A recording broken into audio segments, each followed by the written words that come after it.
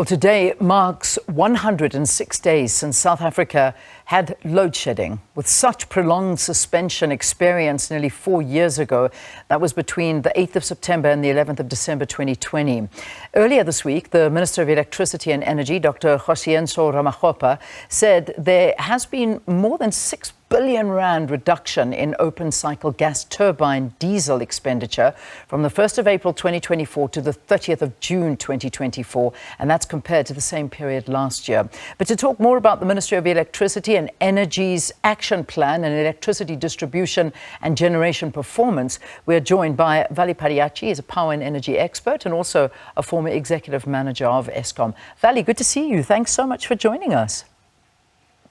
Good morning, Leanne, and a very good morning to you and the viewers. I'm glad to be back. Yeah, I was going to say on this cold and chilly morning, but it is a bit chilly where I am. Thank you. We can see that. We certainly can see that. But let's talk about what we saw happening earlier this week, because there was, of course, the new Minister of Electricity and Energy, Dr. Kgosientsho Ramokgopa, briefing the media. Next to him is Deputy Minister Samantha Graham-Mare, who, of course, is there by his side now. Let's perhaps get first your analysis of President Ramaphosa merging electricity and energy into one single department now. Thank you, Leanne. That's an excellent question to start this conversation.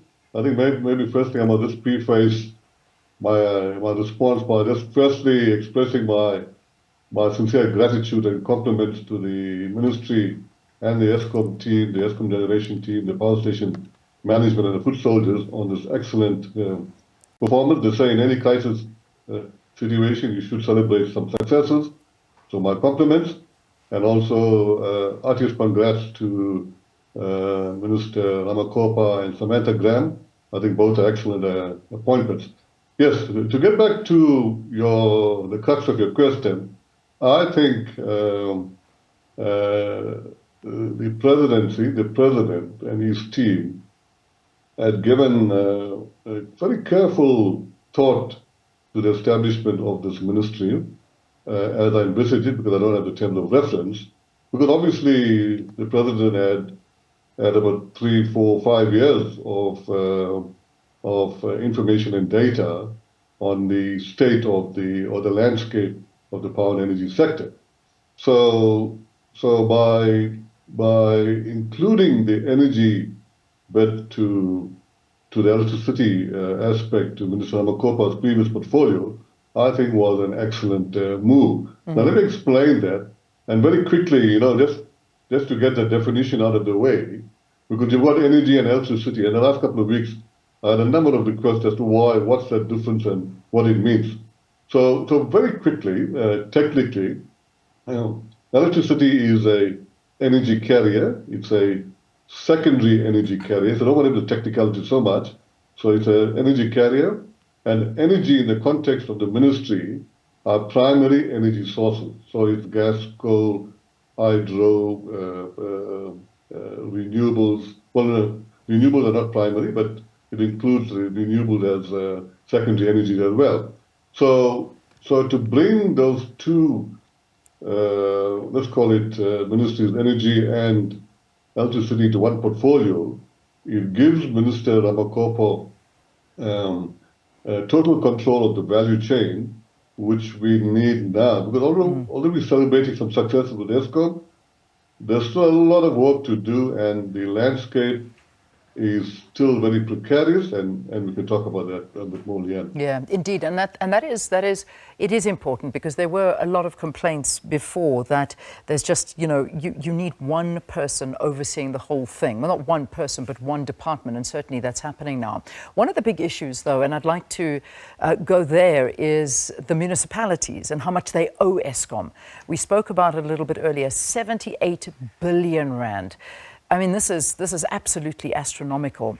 How do you think Eskom should recoup this money? You certainly can't write off that amount of money. What are they going to do? I think, and I work very closely with the municipality, so I have that luxury of working both with Eskom and close to the municipalities and some other roles.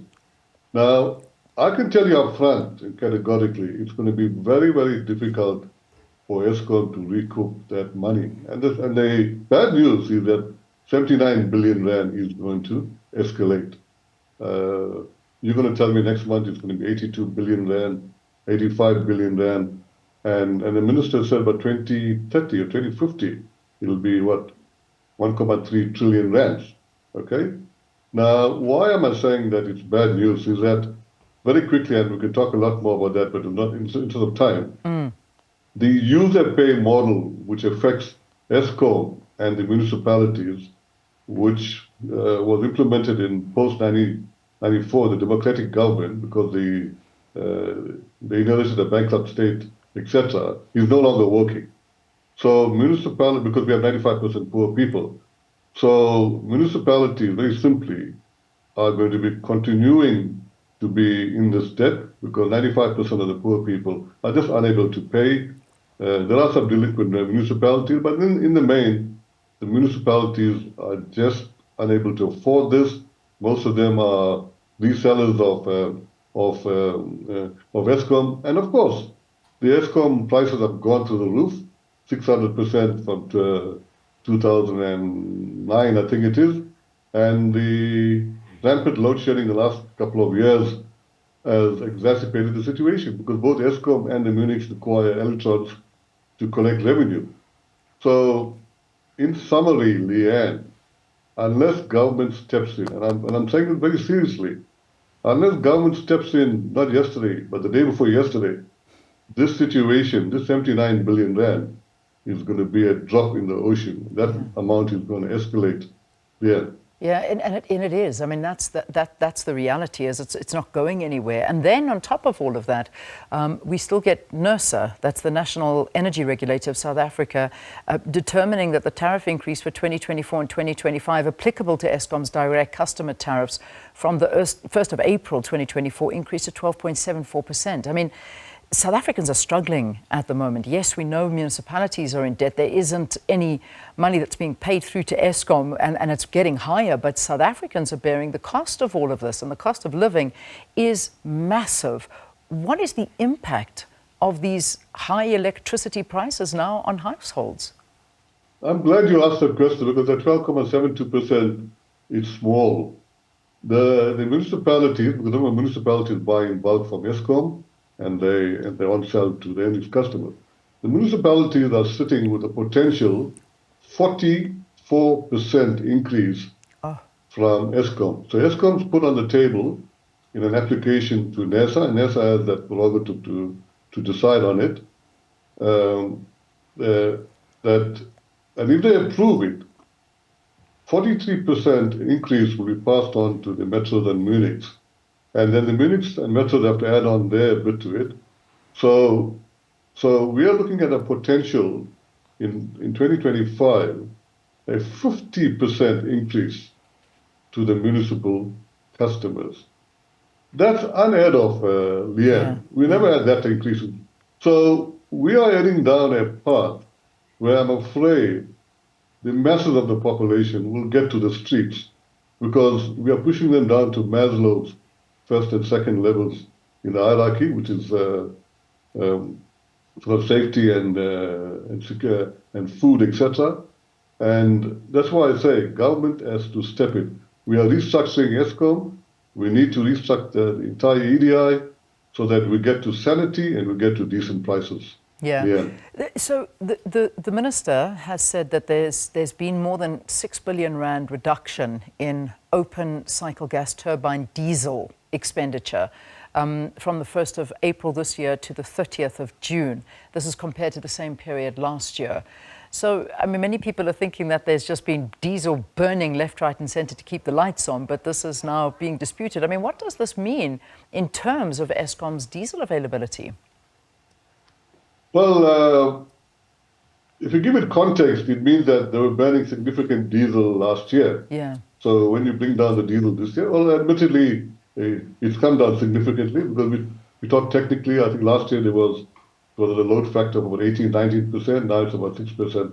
So that augurs well. But we must not, lest we forget that we're still using OCGTs now. We're in the middle, almost the middle of winter to keep the lights burning. That's fine. because OCGTs are part of the energy mix, and they're also contributing to the higher EAF, which is sitting around about late 60s, early 70s. So OCGTs will be continued to be utilized, and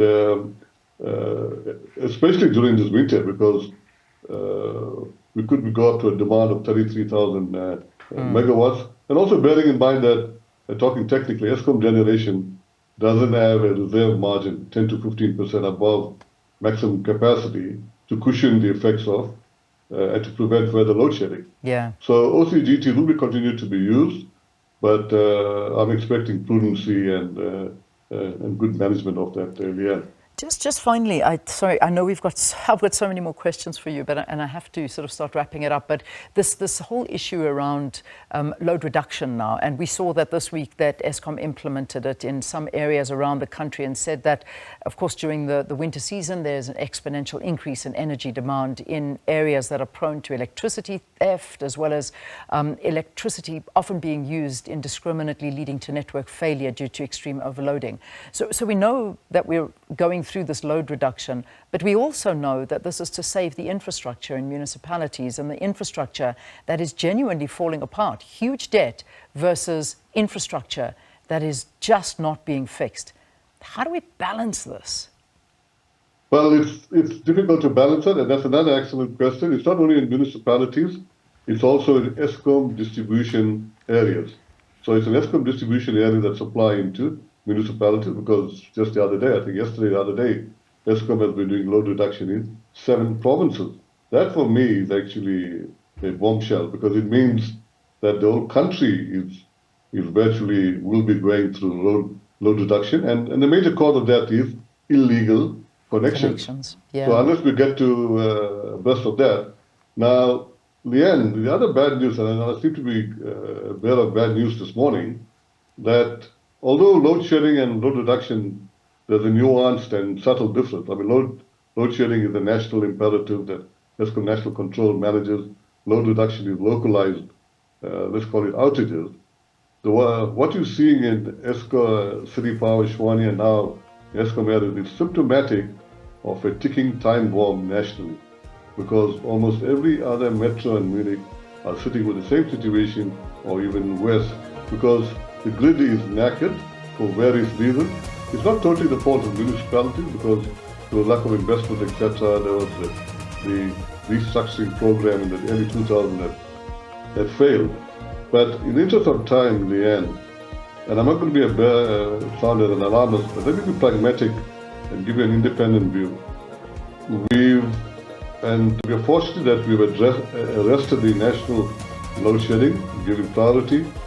The DEE, the Department of Energy and Electricity, has to focus significantly, and with the Minister on a mission, on the municipal grids and also the Eskom distribution grids, where it's knackered, where there's enough illegal connections.